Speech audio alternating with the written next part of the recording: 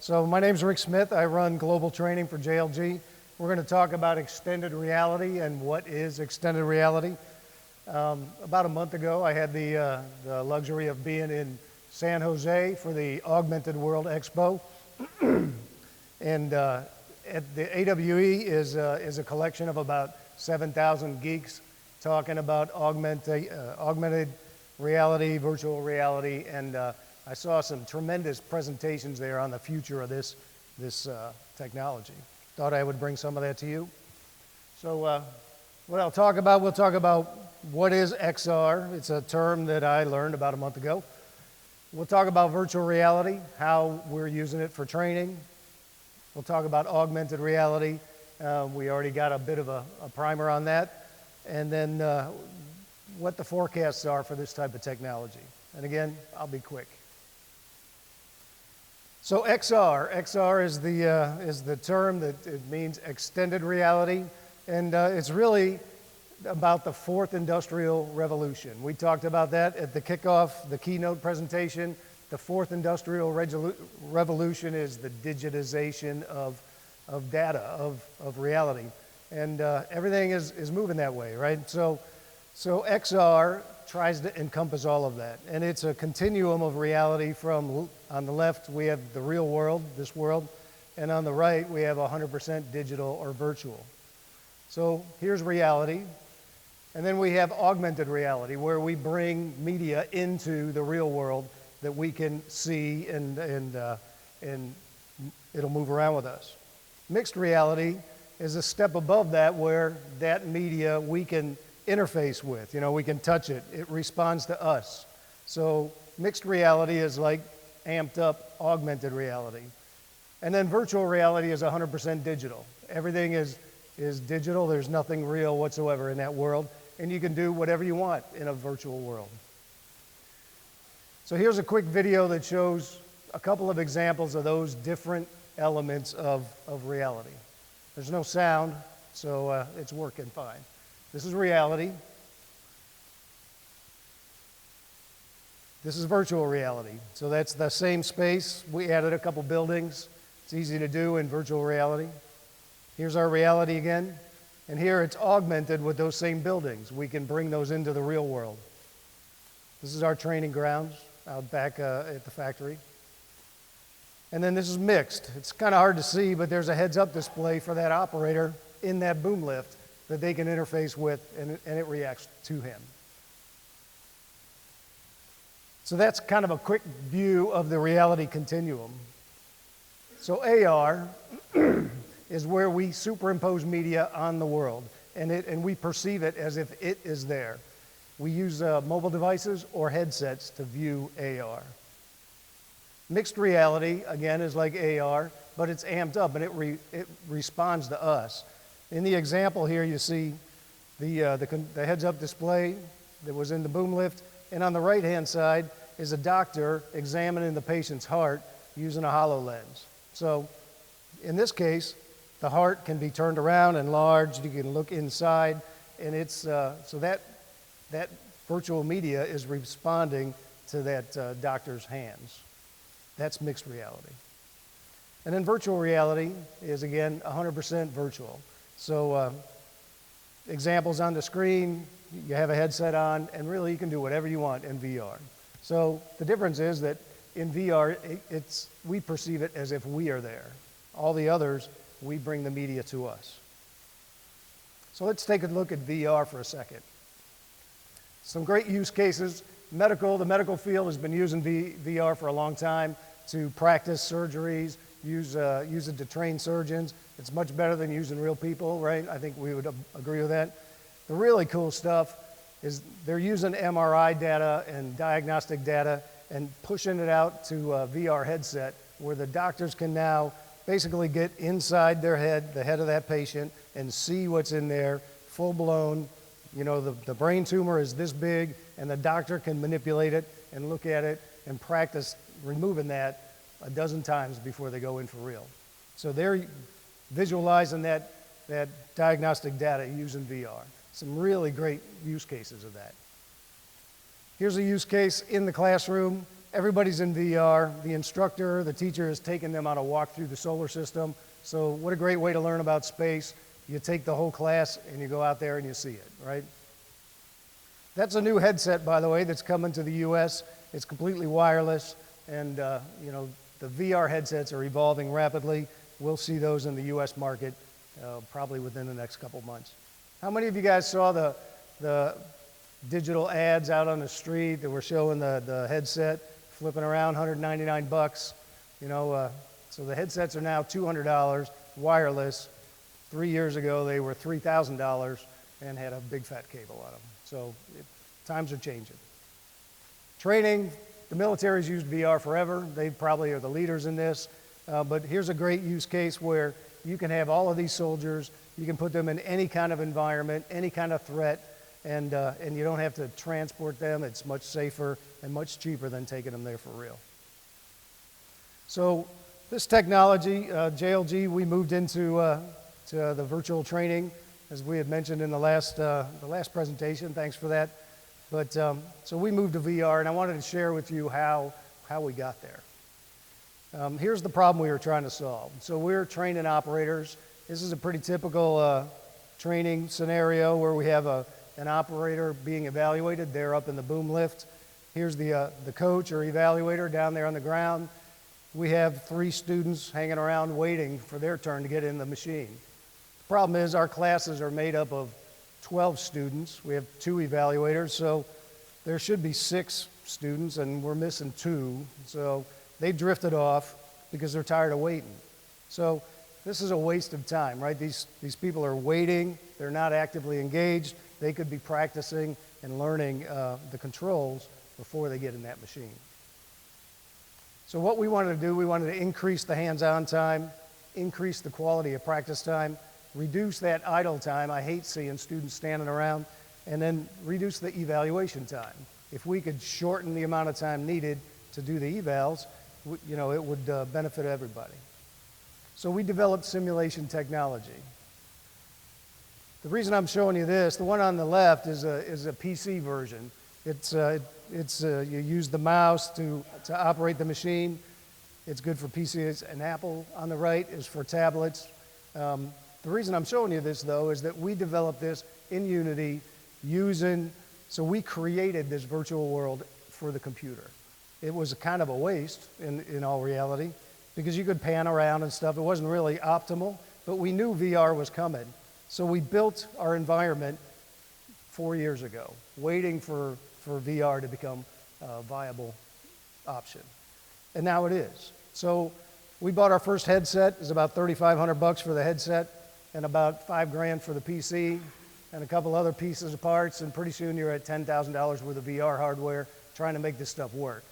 Today you can buy a headset for $199 and the PC for about $600. For less than $1,000, you're into a pretty good VR setup. So this is a quick look at our VR simulator. I'll step through it in a little more detail. Some key components of the VR system, we use real-world controls. So, you know, it's a real control panel sitting in front of the students. They have virtual hands. When they're in the VR, they can see their hands.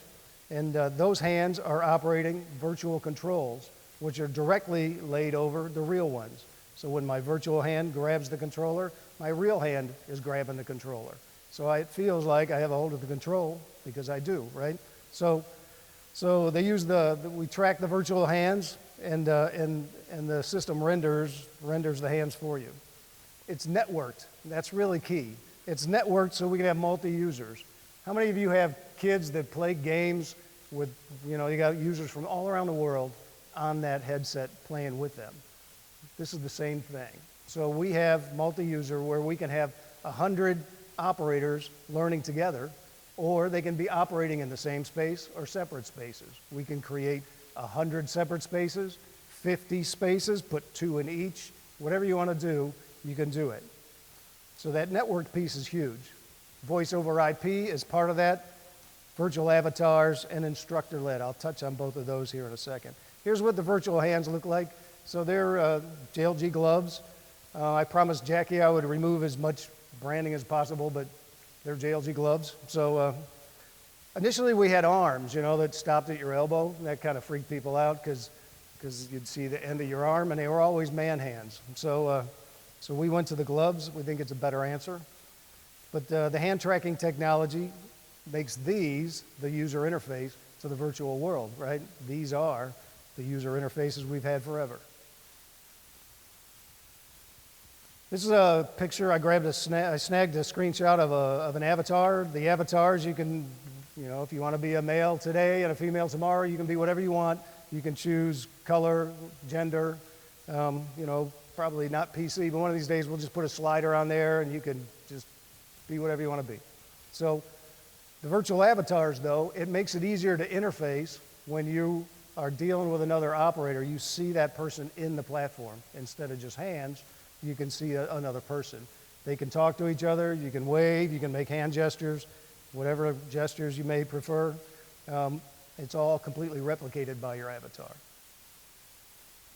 Networked multi-user, I touched on that. I have a video I'm going to run in a second that kind of shows some of the networked capabilities, but I think this is really key.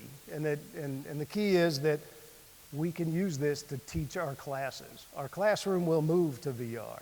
I think that there's really no reason to have the people sitting in my classroom for 4 hours of instruction when instead I can have them in a virtual space and be training them, in whatever environment is applicable for the training. Voice over IP, it's pretty standard stuff, but you can mute your microphone or headset so you can either listen to the folks around you or not. And here's a short video. This video is a little dated. It's about 2 years old probably. So I'll point out some things that we've changed since we made this, but it gives you an idea of what it's like to be in the VR. JLG's equipment simulator enables people to train safely without ever leaving the ground. It provides opportunities to teach safe machine operation, control familiarization, and hazard avoidance through realistic 3D simulations. Training is cost-effective, allowing operators to familiarize with the machines in their businesses or classrooms. An investment in JLG's VR simulator reduces the cost of training by reducing the number of machines needed for trainees to practice with, and, when used with the online instructor, can reduce the number of instructors needed to teach. JLG's VR allows difficult tasks to be practiced before actual performance, questions can be answered, and learning opportunities can be addressed without significant impact to safety or productivity. This type of training promotes skill retention because it allows someone to fully immerse themselves in the environment, which they can explore by means of their senses. We use a host of technologies to achieve this goal, including a high-end PC with a powerful graphics card, the Oculus Rift headset and camera sensor, and also Leap Motion technology that allows for the user to see and use their virtual hands. Players will also be able to choose an avatar to represent them while training with others. They will have a choice of platform size and can select an open world scenario or a timed scenario with an objective to complete. Careful consideration has been given to user experience and character realism. Strong attention to detail ensures that each user has a quality training session and leaves the simulator with a better understanding of proper machine operation. So I always love seeing that avatar. So we've learned a lot about avatars over the last couple of years, and they kind of do weird stuff, and sometimes they get all bunched up in the platform. So playing with avatars has probably been the biggest learning curve for me. But something I forgot to ask, how many people in here have been in a VR unit? How many folks have done that? Okay, and if you haven't, I recommend you do. You really need to experience VR to understand the impact that this has and will have. You are absolutely in that space. It's not cheesy. You are operating that machine at height in a construction environment. One last thing, I want to talk about remote instruction. So The real power, again, is the ability to gather. If I have 100 students, I can put all of them right next to me in the platform. All 100 of them are standing right there. I mute all their mics so they can't talk to me, but they can hear me, and I demo how to operate the machine. They can be anywhere in the world that has a high-speed internet connection. They can all see the demo. I can then ask if they have any questions, and I disperse them back to their machines. So I bring them in, I do a demo, I send them back. I can jump in the platform with them, watch how they're operating, talk to them directly, take their machine over, show them how to do it, give it back, and they can do it themselves. All of that is done. I'm sitting on my couch in McConnellsburg, Pennsylvania, and the student is in Singapore. So this is powerful stuff. Trainees can also teleport from one platform to another. So they can jump over to, if you have a really good operator and someone needs some help, I can pair them up. They can jump from platform to platform and learn from the other user. It's kind of freaky because you can see them go through the air. That if you happen to be looking, they look like Superman flying to the other platform. That's kind of cool. So that's remote instruction. Our new operator training: 4 hours of classroom with one instructor, 4 hours of hands-on, one evaluator. We introduced the simulators, PC, tablet versions, etc., during the classroom, and then the participants practice on those sims, PC or tablet-based, and then rotate through the VR before they get in the actual machine. So when they get in that machine, if they're a first-time operator, they've already been through multiple VR exercises. They know exactly how the machine operates. There's no surprises about what the buttons and controls do, and they're absolutely ready to be evaluated. That's a moment of danger, when you think about it. When they get in a 60,000-pound machine for the first time ever, and they don't know for sure that when I push this control, what does it do? It eliminates that. So after they go through the VR, we're using online coaches, which we do. We've also really beefed up our self-help during, in the VR based on some feedback from users. So basically what we've done, we've increased that practice time and reduced the evaluation time significantly. A couple of learning benefits. So VR holds people's attention. They are absolutely engaged when they're in it. It's active versus passive. You're not sitting there listening to somebody talk. You're involved in the learning. It requires interaction. If you do nothing, it does nothing, right? You have to be involved.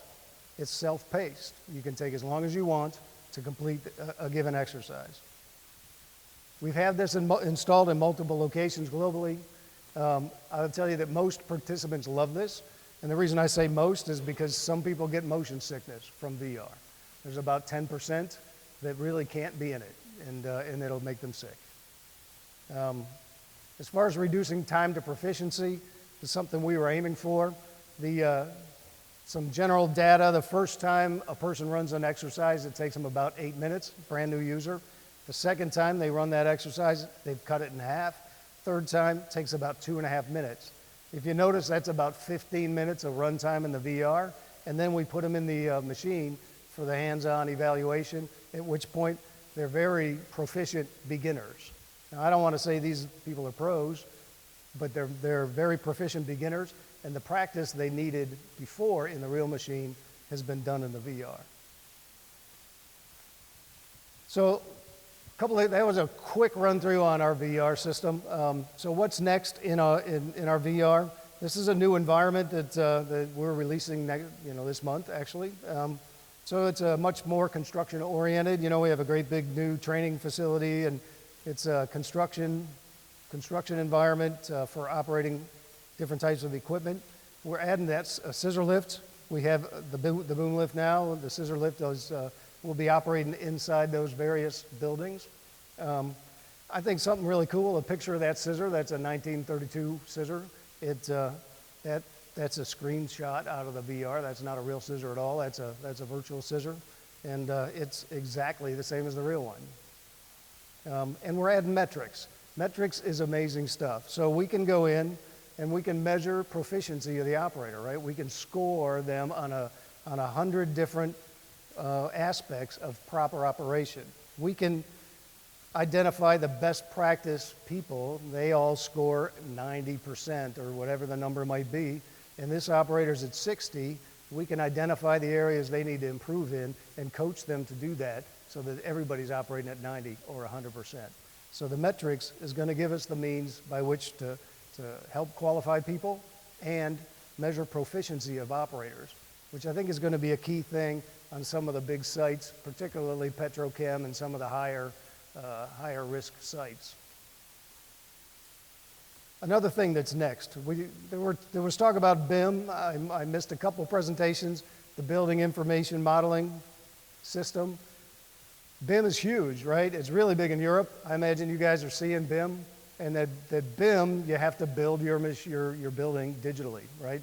You can bring that building into the VR and then operate our equipment around that BIM model. So we can use our machines to operate around BIM or around that machine, that building, and make sure that we can do the maintenance, that the machine can get the access it needs. But we also have BIM models of all these machines. We can go the other way where we can export it out into the customer's BIM models. But integration of VR and BIM is something you're going to see a lot more of. Questions on VR. That was a quick run through it. I think it's a tremendously powerful training tool, and we're going to see a lot more of that in the near future. Let's talk about AR. So we had a bit of a augmented reality discussion in the last presentation. That's good, so I'll be quick. Let's remember AR is media imposed upon our reality, right? And we use either mobile devices or headsets to do that. So what can AR do for us today, right? So this is what AR can do for us, right? How many of you guys have seen this? Snapchat, right? I can turn myself into a dog or a cat or a devil or whatever. So this is a great use of AR technology. Here's one that's a little more practical. Here's an AR use case in a warehouse where that green line is superimposed on the world. This person is doing pick number 17. They follow the green line. It takes them straight to where they have to do the pick. They grab what they need. Everything you see in there, that 21A, 22A, all of those are virtual signs. There's no real signage in the warehouse. Everything is augmented. So the drivers simply follow the green lines and pick up their parts. DHL has done a pilot study of using AR. They got a 25% increase in productivity and fewer errors using a similar AR setup. Here's another technician use case, tech support. On the left, they have a headset on, and the machine walks them through what to do. On the right, it's similar, but it's using a mobile device. Here's a training case study for AR. The instructor on the right is walking the students through training on that vehicle. They can, the students see basically what he's showing them on his iPad screen. They have X-ray vision into the systems of that car. Boeing reported that they had reduced their training time by 35% by using AR technology. This is kind of a cool use case for customer service. On the left side, that's a Home Depot app where you hold your phone up and you want to paint that wall. You can pick your colors. It shows you what the wall looks like in that color. And when you get the one you want, you say, that's exactly the color I want, and they'll mix it for you at Home Depot. On the right is how do I use the controls on that Hyundai dashboard and vehicle. So I'm a big believer in this technology. I think it's going to change the way we do things. Here's a chart that shows the market for AR and VR projected, the projected market. You notice that deflection point is 2018, and from 2018 on, it takes off. And there's a reason for that, and I'll show you what that is. Here's another source, IDC, showing headset sales of VR and AR headsets. The light blue is VR headsets. You can see that they're growing over the next several years. And then AR begins to catch up. And again, there's a reason for that. But you're going to see tremendous growth in this area. A little bit about AR headsets. We had touched on that in the last presentation. This is Google Glass. it contains everything you need, right? It's got the computer, the screen, the camera, so they're kind of big and a little bit bulky.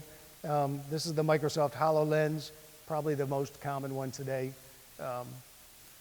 But it's a very powerful AR headset.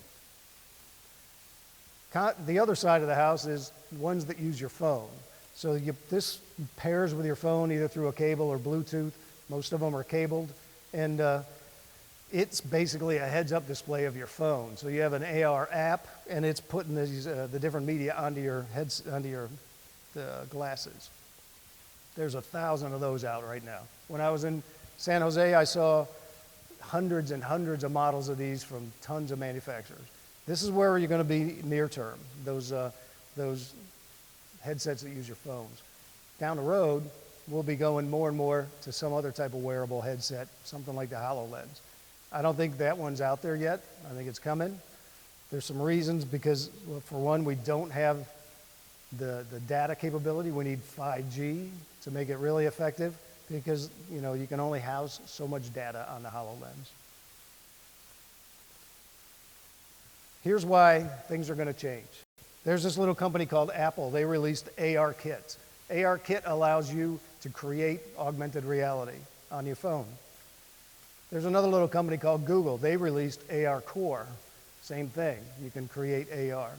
This company called Microsoft, they released this new software called MR 365, Mixed Reality 365. That's coming out. If it hasn't come out, I didn't check the Geek news. If it's not out now, it's coming out within a couple weeks. And then this other little company called Amazon, they have this thing called Sumerian. It's a network AR development program. I mean, it's for companies. Those four companies are the tech market, right? I mean, Apple, Google, Microsoft, and Amazon. Those four companies have all released AR and VR supporting software right now, 2018. The reason is because of AR-capable phones. Right now, there's 1.2 billion AR-capable phones out there in the world. As you buy a new phone, it will be AR-capable. And the thing is, if you were here for the keynote presentation, it's that IMU. You know, I don't want to get too geeky on you, but the phone knows where it's at. It's got that, it knows the angle, the position, and with the GPS where it is in the world. That's what they needed. So now, as we replace our phones, we'll have more and more AR-capable phones, and there will be 3.5 billion of them in the market in the next few years. That little IMU thing is a huge game changer. There's a guy I follow, his name's Charlie Fink. He says the world is about to be painted with data. Every place, every person, everything. And what he's talking about is the game changer of that positioning.